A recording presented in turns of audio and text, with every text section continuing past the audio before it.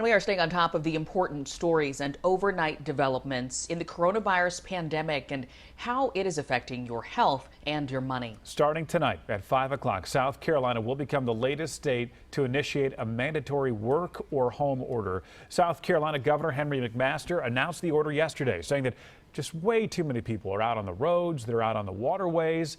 So this new order means that everyone has to stay at home unless they're working, going to the grocery store or a pharmacy. He says no more than 5 customers can be in a store per 1,000 square feet. Once again, the order goes into effect tonight at 5 o'clock. And new this morning, banks are seeing a huge surge from small businesses applying for loans from the Small Business Administration. The Paycheck Protection Program is designed to help small business owners cover expenses, including employee salaries during stay-at-home orders. Now, the Washington Post reports Bank of America received 178,000 applications as of Monday. And Wells Fargo started taking applications on Saturday and maxed out to its capacity by Monday morning. The Federal Reserve is considering a rule change that would give banks the ability to service more loans. But so far, there is no timeline for that decision. State health officials say social distancing guidelines are working, but they need to continue to remain effective. Dr. Mandy Cohen says the goal here is to stop the spread of the virus, of course. And if the rule goes away, she says we could see 750,000 infections by June 1st. Now, the probability drops to 250,000 if the rule stays in effect through the end of April. Right now, there's no set timeline for how long social distancing will stay in place. Despite that advice, we all know is crucial to stop the spread. Some people, they are not listening. No, in fact, CMPD says that they have handled 1,400 complaints about people not adhering to the stay-at-home orders. Check this out. Chief Kerr Putney presented several examples to the Charlotte City Council, and the first issue involved a group of protesters outside of an abortion clinic on Latrobe Drive. A group of 50 people were told to leave, but 12 refused, and they were cited. Well, 8 people were later arrested for violating the order. And the chief also mentioned video from Romare Bearden Park that we showed you yesterday morning. You can see right there, that's a group of people playing volleyball. And the chief says that if these types of activities continue, then the rules will get tougher for everyone. You should expect some additional restrictions potentially regarding the parks. I can't speak for the county, but if they do, again, we're going to continue to work to have people abide by those additional restrictions if and when they come. Well, despite the scene in Romare Bearden Park, more Americans are taking steps to avoid each other, and that's according to a new Associated Press poll. It found that 94% of us are taking protective steps, like avoiding others as much as possible. Half of those surveyed said that they are worried that they or a family member will be infected. 34% say they are somewhat worried about that. One group worried about the spread of infection is sanitation workers for the city of Charlotte. And they say the city just isn't doing enough to protect them, and that working in groups of 2 to 3 per truck increases the risk of exposure. Eyewitness News reporter Anthony Costura is in Cotswold. And Anthony, you have the changes that these workers want the city to make. Yeah, Brittany, because not only do they allege that the city isn't doing enough here, they also say that the city actually cut back on measures to keep them safe. And now this morning, the union representing those workers will hold a press conference in about an hour to outline some of their demands. Now, overnight, hundreds of those trucks sat idle, but this morning they will be back on the roads again collecting your trash. When the outbreak started, the Solid Waste Services Department rotated schedules every other week to limit social contact.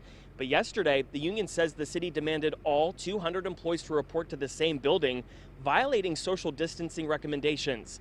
The union says employees don't have masks or hand sanitizer, and they're only receiving 3% hazard pay. Workers are now demanding an increased double-time hazard pay, enough PPE, including N95 masks, gloves, hand sanitizer, and multiple sanitation wipes for trucks. And they want to keep the rotating schedules and staggered shift start times. At a virtual city council meeting last night, city manager Marcus Jones explained to council member Matt Newton the schedule wasn't feasible because not every employee has a commercial driver's license, meaning workers have to pair up. So do we have a timeline or time frame for how long that will take for us to get back to the AB schedule? We're trying to accelerate that for those employees. And I will say that the alternative would be to have multiple people on a truck, and I don't think that's where you'd like us to be right now.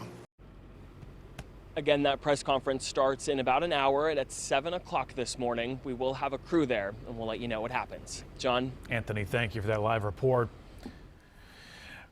Another news this morning, we know more about the passengers for cats. They should be a little bit safer out there on the roads after we reported that someone at CATS had COVID-19. We just learned that it is not a driver who's infected. A statement says another driver that sent us anonymously describes how some drivers are running out of protective supplies like sanitizer and gloves. Last weekend, CATS said it was struggling to find masks for drivers due to a supply shortage. We also got this photo from a passenger. It clearly shows, look at this, a really crowded bus there. He said it was way too crowded to be safe. Just feel like there's too many people that CATS should have a better, like 2 buses running at that time of the morning, to prevent this, a big rush they have. Now, CATS says it is working to add more buses to routes that serve a lot of people. It's also working to get more personal protective equipment for their drivers. And workers at Freightliner in Gastonia, they are now mourning the loss of one of their own. Virgil Sutton worked at the plant and was a United Auto Workers representative. He was one of 2 people at the plant infected with COVID-19. Freightliner shut down for 2 weeks and even delayed reopening by an extra day to give workers just a little extra time to honor Sutton. For me, it's just losing a friend, losing a true friend, somebody that, that you could just talk to and carry on with and kind of laugh about it and go on. He's going to be missed. Sutton leaves behind a wife and 2 sons, and Sutton is one of 33 people that have died in the state. There are now nearly 2,900 cases in North Carolina, and that is an increase of 800 cases since Friday. Mecklenburg County has 741 cases, and in South Carolina, more than 2,200 people have now tested positive, including 95 in York County, and sadly, 48 people have died. Lawmakers in Washington are afraid that a huge $2.2 trillion stimulus package the president signed 2 weeks ago won't be enough to help the economy. They're considering another one. The Washington Post reporting that Democrats want to send Americans another direct check, extend unemployment benefits, and more help for small businesses. Those changes would cost an extra $1 trillion. Republicans, they're calling for more money for struggling corporations and money for the health care system. And a Lancaster business that makes steel bumpers, it is now helping workers on the front line. Fab 4 makes those bumpers for off-road trucks and Jeeps. And the Lancaster plant got a call last week from a friend of the owner. The ER doctor asked if they could make him an intubation box. It allows doctors to ventilate highly contagious COVID-19 patients in a hospital bed, and it still protects them.